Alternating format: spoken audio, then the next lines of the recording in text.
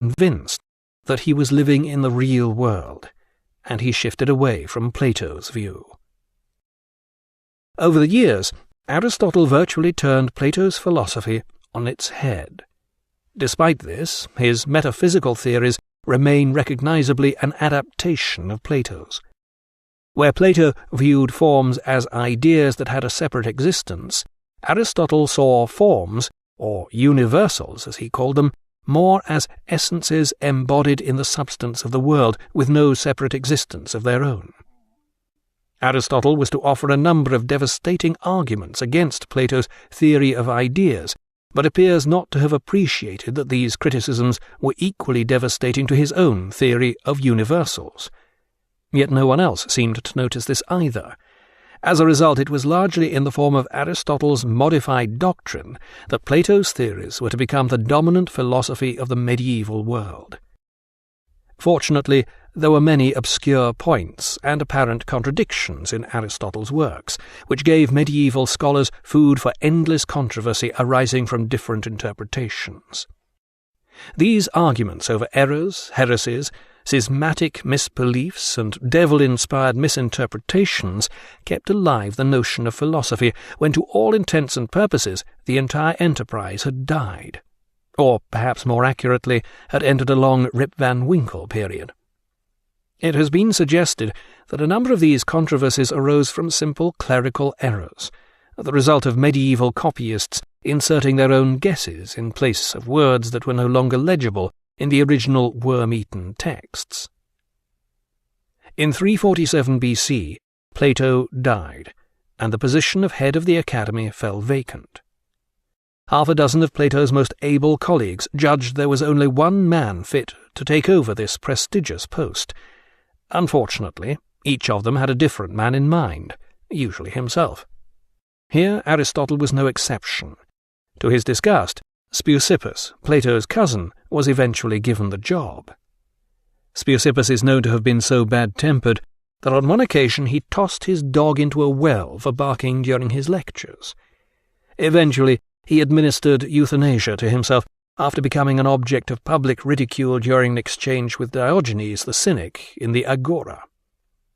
Speusippus was scarcely the intellectual equal of the man whose doctrines were to lay the foundations for all serious intellectual thought for the next 2 millennia, and on his appointment Aristotle left Athens in high dudgeon, accompanied by his friend Xenocrates, another disappointed candidate. Aristotle sailed across the Aegean to Atanius, where he had spent his youth. This was now ruled by the eunuch Hermias, a Greek mercenary who had managed to take over this corner of Asia Minor. On a visit to Athens, Hermias had been highly impressed by what he had seen of the academy, and he now welcomed Aristotle with open arms. Hermias was determined to make Atanius a centre of Greek culture, and Aristotle began advising him on the best way to go about this.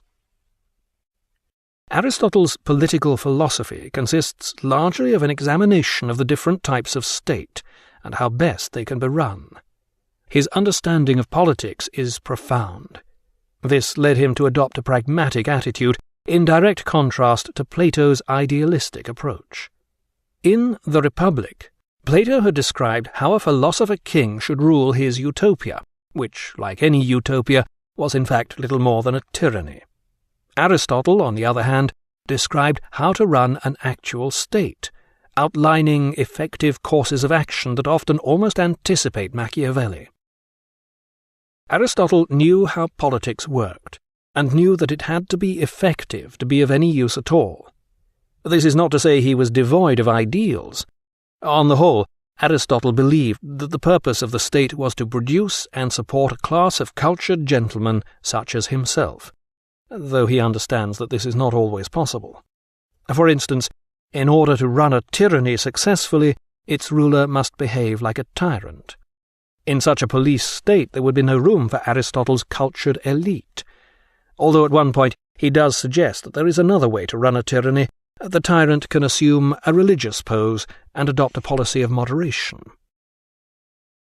Some say this moderate approach is the one Aristotle probably adopted while tutoring the tyrant Hermias.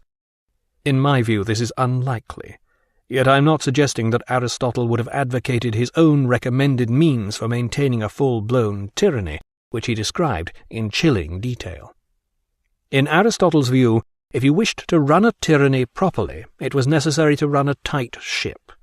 Liberal cultural activity must be banned, and the population kept in fear and poverty, and set to work building great public monuments, with occasional interludes of war to keep them alert and demonstrate their need to maintain a great leader. Aristotle's analysis remains relevant, from Plato's philosopher king to Saddam Hussein. Aristotle evolved his political philosophy during his later years. At the time he was tutoring Hermias, he probably adhered to the ideas expressed in Plato's Republic. If so, he may well have tactfully modified Plato's doctrine of the philosopher king. It was not necessary for a eunuch tyrant to become a philosopher.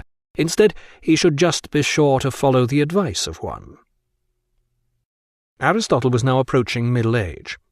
Despite his dandyism, he was considered very much the dry-as-dust professorial type. Then, to the surprise of all who knew him, Aristotle fell in love. The object of his affections was a young girl called Pythias, who is known to have been part of Hermias's household. Some say she was Hermias's sister, others that she was his adopted daughter. Other, usually reliable sources claim that she was originally Hermias's concubine, which must have been something of a sinecure considering his sexual status. These contradictions suggest that she may well have been a palace courtesan. Was this an early case of the besotted professor falling for his blue angel? Pythias wasn't a virgin when Aristotle married her, judging from his pronouncement. Once they have actually become married and call each other man and wife, it is quite wrong for a man or a woman to be unfaithful, implying that before this, it's okay. This pronouncement is found in Aristotle's remarks about adultery, and it appears that on such personal matters he was in the habit of generalizing from his own rather limited experience. In his remarks on marriage, he asserts that the best age to marry is 37 for a man and 18 for a woman, precisely the ages at which he and Pythias were married. Brilliant though Aristotle may have been, imagination was not always his strong point. This makes it all the more ironic that in his Poetics, the prosaic Aristotle sets out the most influential elucidation of literature ever written, while Plato, by far the most poetically gifted of all the philosophers, decreed that poets should be banned. What was Plato trying to hide, one wonders?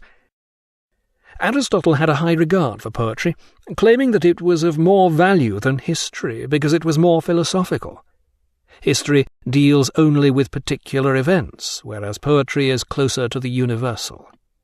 Here he appears to be contradicting himself and echoing Plato's world-view.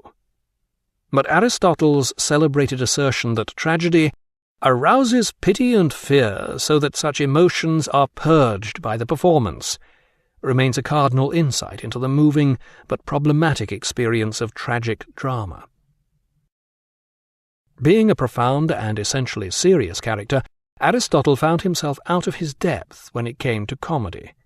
In his opinion, comedy is the imitation of inferior people, and ludicrousness is merely a painless form of ugliness. Aesthetics can only attempt to clear up the mess created by art, and theoreticians of comedy usually end up on a banana peel. Aristotle is no exception, observing that, to begin with, comedy was not taken seriously. Not long after his marriage, Aristotle founded a school at Assos. 3 years later he moved on to Mytilene, on the island of Lesbos, where he founded another school. By this time, Aristotle is known to have been deeply interested in the classification of plants and animals.